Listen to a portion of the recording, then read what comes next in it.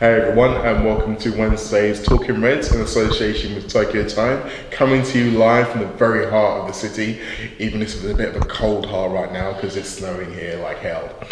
My name is Mo Stewart. This man here is Mr. Rob Gutmann. Hi. Now, I don't know what you were up to last night, Rob. There wasn't really much happening, was there? I was down the boozer watching City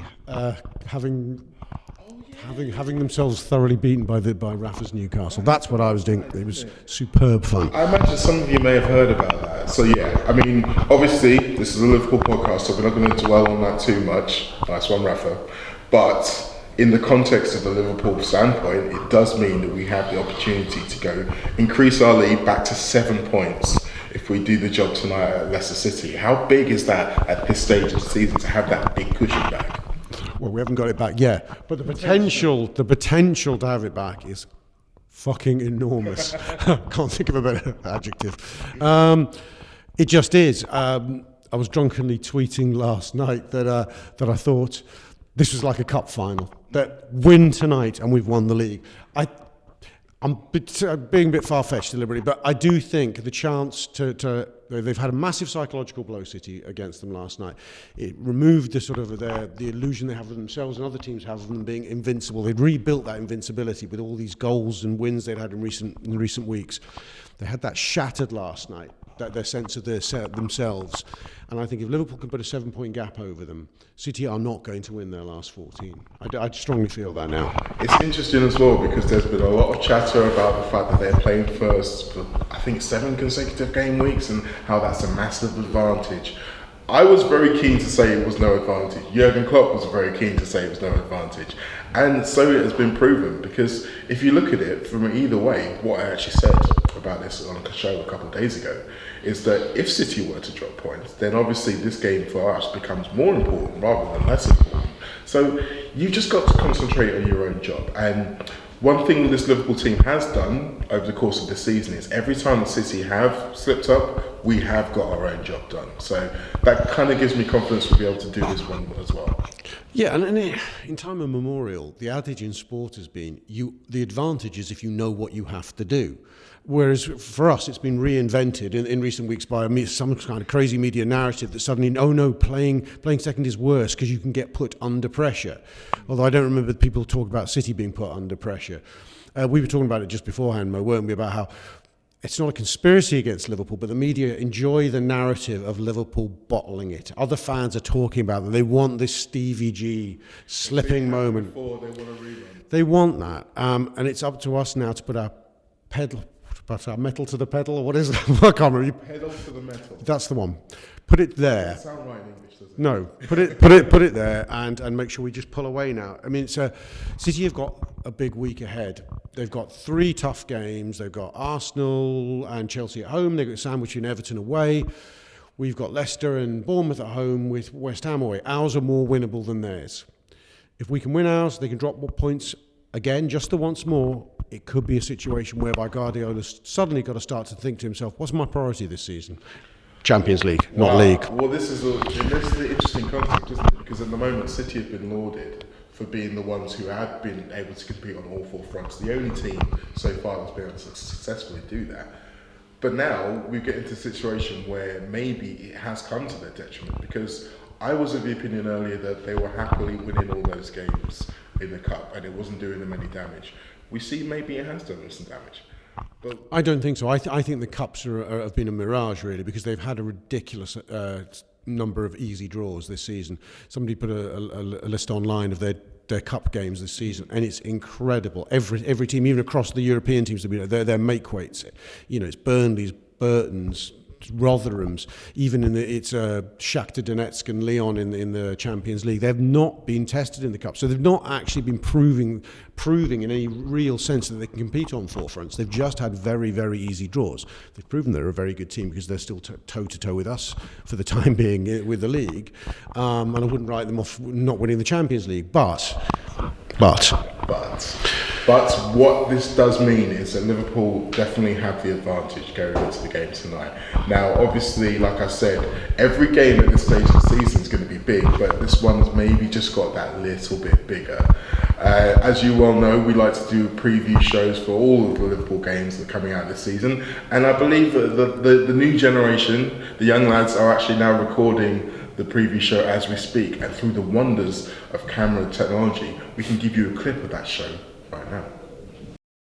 No team does momentum better than Liverpool, and it feels like a result that we weren't even involved in is just giving us that extra lift, and we're 4 points clear at the minute with the possibility of going 7 points clear, and that is absolutely wild considering how people were talking about this Man City team. So I just can't wait to get in. I think the atmosphere is going to be brilliant. I think everyone will have to do their part. 4 points minimum, no, actually 5 points minimum tonight, pints minimum, and get the scarves, get the banners, and let's fucking go 7 points clear.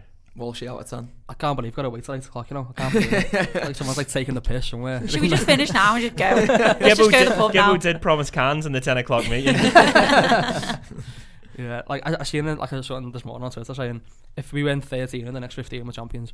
Like win tonight and it's 12 and like It's just mad, isn't it? I can't stop smiling. Yeah, I think the excitement's palpable in the room. The excitement's palpable in the city today. Anfield is going to be an absolute cauldron tonight. Like Walshy said there, 13 more cup finals to go, 13 more cup finals to win, and Liverpool do it. We said it for years and years, just fucking win, Reds. Just keep doing that. Thanks again to the boys there. Kind of gets you up in the mood for it, doesn't it? So let's talk about the team for tonight. The most contentious point at the moment seems to be right back. I think most people are happily convinced now that Virgil's going to make it at centre half. Fingers crossed. Fingers crossed. He looks like he's been training 2 days in a row, which is normally enough for Klopp to kind of give him his head. So it's right back. It's Fabinho, it's Camacho. Now, most people I've spoken to or seen speaking over the last couple of days seem more keen on it being Fabinho. Obviously, Camacho's still a young lad, and this is a big game, as we've just been talking about. But can you make a case for Camacho? Maybe even if the club just says, just give me an hour. I'd talked myself into it about a couple of days ago that I think that he'd go for Camacho because I think he'd go for the pace. Camacho is a natural winger. He expects Leicester to sit pretty deep, or at least to be very defensive, as Claude Puel sides tend to be. So there is an argument for a bit of pace and to broaden the pitch and put Camacho in. Having said that, I think if I had to put money on it as we get nearer to kick-off, I think he might well go with Fabinho, even though I think it would be a loss from midfield to put him there. But he has played right back for Brazil in that position recently. There is one other option we're not considering here, and Jurgen jokingly hinted at it, but I wouldn't put it past him, which was a 3 at the back system, because he's got Matip and Lovren fit. So he could go with those two and Virgil, and then he could say, well, Camacho's an out-and-out winger. Let him be a wing back. Andy Robbo doesn't need encouraging. He can control the whole wing on himself. It's an interesting concept as well, because if you look at the Leicester team, if they're going to be playing the likes of James Maddison and Damari Gray, then out wide, in the front three, for example, then you'd expect both of those to want to kind of come inside a little bit, which might leave the space to play that way. But it's an interesting concept, Rob. I hadn't thought of that one. I like it. I just wondered whether he was playing some sort of psychological trick, almost daring people to think that he wouldn't be joking. Well, he was very coy about it, wasn't he? He literally said it was close to saying, "I'm not telling you," when they asked him about it in the press conference yesterday, which I've never quite seen from him before. No. Maybe that is. Maybe he has got an ace up his sleeve. I mean, for me personally, the idea behind giving Camacho a chance would be simply because Fabinho is at the moment too important in midfield. Yeah. And I think that Leicester are definitely going to play with both Ndidi and Mendy. They might play Hamza Chowdhury as well, go for the three of them, which their aim is going to be to try and throttle Firmino because he likes to drop into those spaces. So in that context, I would quite like to see Fabinho in midfield. Fabinho makes the pitch bigger for us, I think. All the rest of our midfielders are fairly samey. Henderson, Milner, Ronaldo, when they're in centre mid, they all play quite a short game, don't they? It's all little sideways passes, looking to bring more creative players into it. But Fabinho is happy to lift his head up and Stevie G style ping 140 yards. And I think when you're trying to make the pitch bigger, you're trying to turn defences around very, very quickly. I think you need him. I think he was his performance against Palace was underrated. For me, I thought he was our man of the match in that game.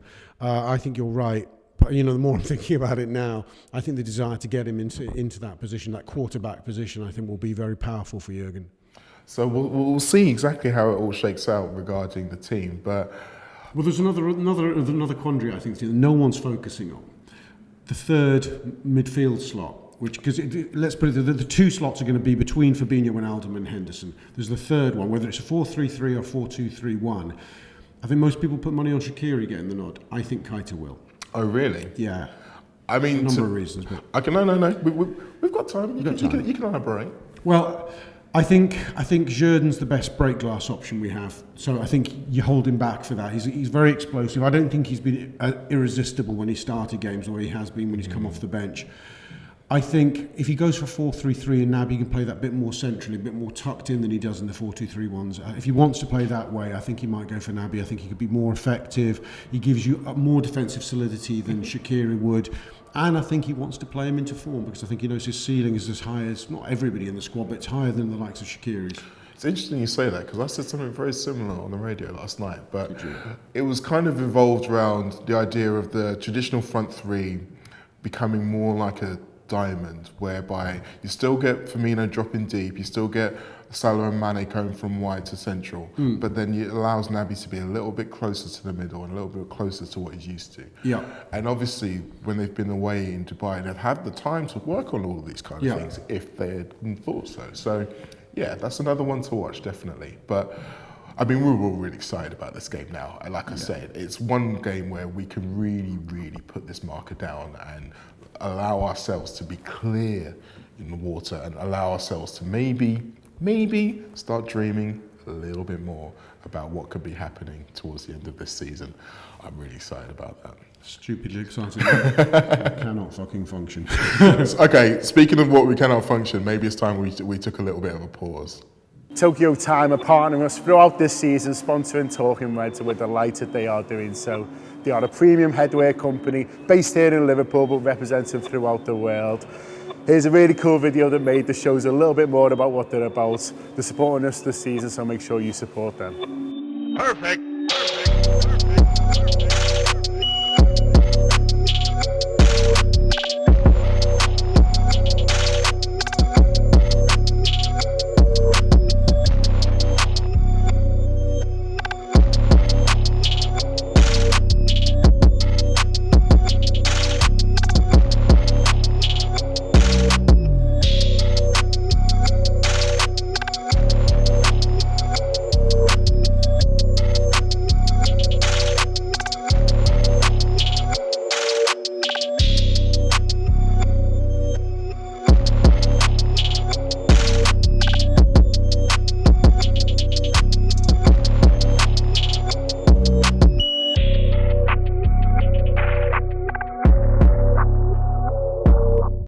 Thanks very much, as always, to take your time there. Nice to see the new stock looking really nice there, and a little bit of decent music in that advert, I thought. Yeah. Now, speaking of announcements and stuff like that, we've got another live show coming up here at the Anfield Wrap, and you'll be pleased to know that we are going back to Ireland.